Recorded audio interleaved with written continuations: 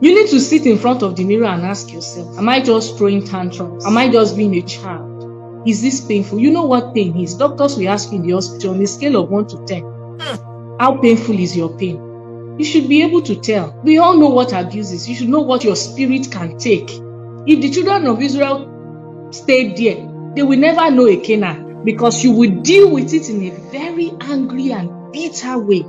Before you become bitter, walk away, and the Lord will walk with you. Nigeria itself is going through abuse. There are certain things that should not be happening. So it's not just in the home. I sincerely and seriously stand against it. God sent Moses back. He withdrew his people from the hands of their slave masters. And God was waiting for them. Of course, when you come out of abuse, there's going to be a wilderness experience. But in that very wilderness, the Lord is waiting. You will experience the greatest revival of all time. Sometimes your abuser might be your helper. It's still not an excuse to keep sticking your neck. Oh yes, the Egyptians were helpers to the Israelites.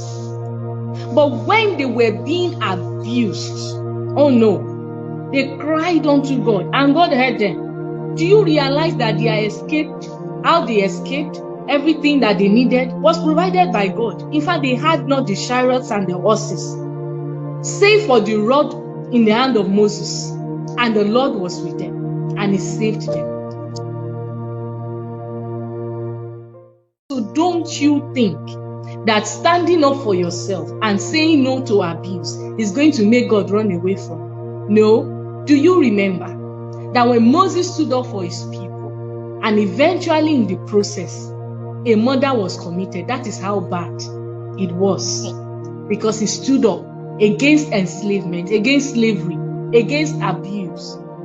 He ran away, and I'm sure he was running away from everything and God himself, but God was following him quietly. As he was running into exile, God was following him. So I need you to know that God is with you. Come rain, sunshine, don't you let anybody hold you down and say because you said no more, God is no longer with you. God is for all. God is a universal president. It's for everybody, black, white, green, all sorts of colors, all sorts of codes. He understands you.